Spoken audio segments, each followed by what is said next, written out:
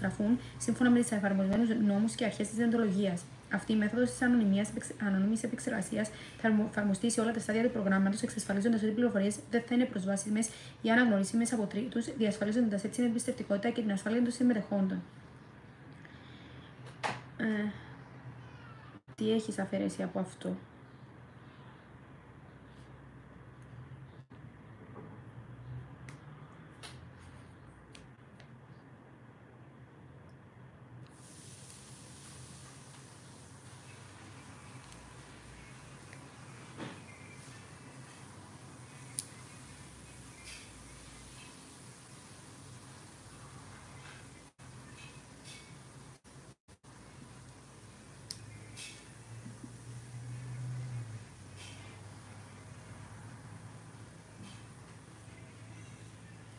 Αναφέρονται κυρίως στη φυσική ασφάλεια του υλικού και των δεδομένων που θα συλλεχθούν, πώς και που θα γίνει η διασφάλιση, κατά πόσον χώρος θα κλειδώνεται, ποια άτομα θα έχουν πρόσβαση σε αυτό.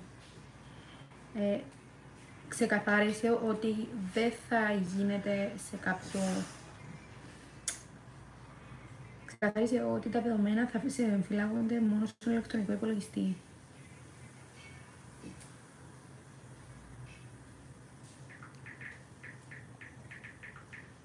Φυσικούς μηχανισμούς. Αναφέρεται κυρίως στη φυσική ασφάλεια του υλικού και των δεδομένων που θα συλλεχθούν, πώς και που θα γίνει η διασφάλιση, διαφύλαξη, κατά πόσον ο χώρος θα κλειδώνεται, ποια άτομα θα έχουν πρόσβαση.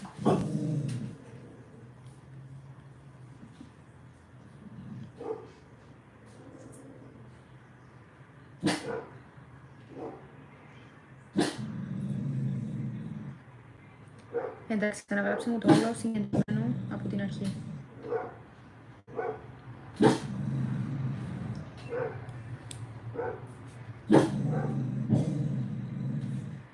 Φυσικούς μηχανισμούς. Αναφέρονται κυρίως στη φυσική ασφάλεια του υλικού και των δεδομένων που θα συλλεχθούν, πώς και πού θα γίνει η φύλαξη, κατά πόσο ο χώρος θα κλειδώνει, ποια άτομα θα έχουν πρόσβαση και ούτω καθεξής.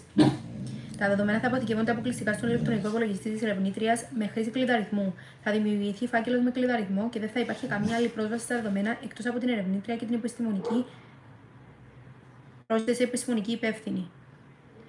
Η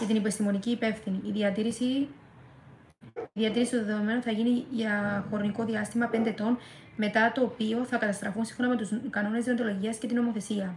Αυτή η μέθοδος ανώνυμης επεξεργασίας θα εφαρμόζεται σε όλα τα στάδια του προγράμματος, ώστε να εξασφαλιστεί ότι τα προσωπικά δεδομένα δεν θα είναι αναγνωρίσιμα ή προσβάσιμα από τρίτους, διασφαλίζοντας πλήρως την ασφάλεια και την εμπιστευτικότητα των συμμετεχόντων.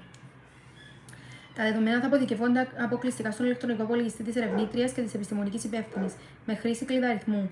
Θα δημιουργηθεί. Ξεκαθάρισε ότι θα είναι στον υπολογιστή της ερευνήτριας. Ένα λεπτό.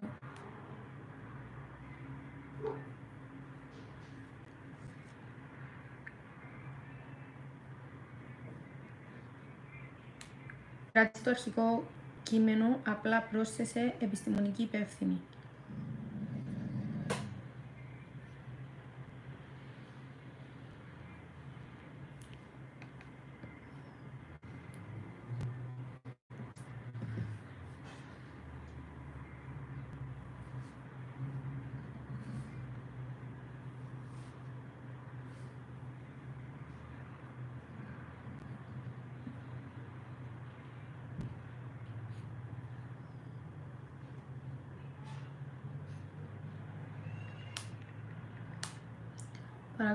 Ξένον και έγκλει να θέλει να πάει κάτω. Γιατί πήγε μόνο το πρωί, δεν και πρωί. Ναι. Τα δεδομένα θα αποθηκεύονται αποκλειστικά στον ηλεκτρονικό υπολογιστή της ερευνήτριας και της επιστημονικής υπεύθυνης με κλειδαριθμό. Με τη χρήση κλειδαριθμού. Θα δημιουργηθεί ένας φάκελος με κλειδαριθμό και δεν θα υπάρχει καμία άλλη πρόσβαση στα δεδομένα εκτός από την ερευνήτρια και την επιστημονική υπεύθυνη.